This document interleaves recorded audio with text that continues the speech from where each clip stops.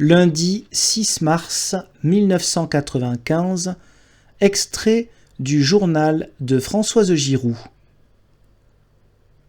Numéro fracassant de Jacques Chirac devant les membres de la Fondation Saint-Simon. Il est drôle, allègre, moqueur à l'égard de ceux qui l'écoutent et qui sont, pour une bonne part, baladuriens déclarés. Il harponne cruellement Alain Minck.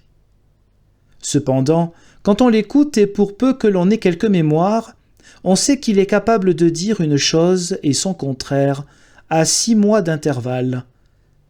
Que sa charge contre l'administration est brillante, mais qu'il n'est pas plus capable qu'un autre de transformer l'administration dans son essence, pas plus qu'il ne se délivrera des entourages d'experts qui emprisonnent l'homme de pouvoir selon lui et le coupent des réalités du pays.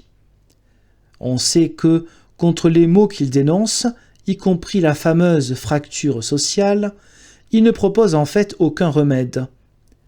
Mais il a une force vitale, une foi dans on ne sait quel volontarisme qui lui tienne lieu, au fond, de programme. Et quand on se trouve, comme c'était le cas aujourd'hui, près de lui à le toucher, cette force est sensible. Il a séduit une part d'un auditoire a priori réfractaire qu'il a réussi à faire rire, ce qui n'est pas précisément le genre de Saint-Simon, où l'on pratique plutôt le style austère. Le bluff Chirac a opéré. Il a le vent en poupe, il le sait, il jubile. Barre a renoncé officiellement à se présenter. Giscard devrait annoncer sa candidature mardi soir si la rumeur ne ment pas. Pourquoi faire? Pour embêter Balladur, en lui raflant un paquet de voix?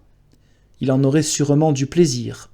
Mais pour le moment, il est au plus bas dans les sondages et l'on n'arrive pas à croire qu'il prendra le risque de faire un score ridicule. Ce n'est pas son genre. L'expérience et l'intelligence devraient l'en préserver.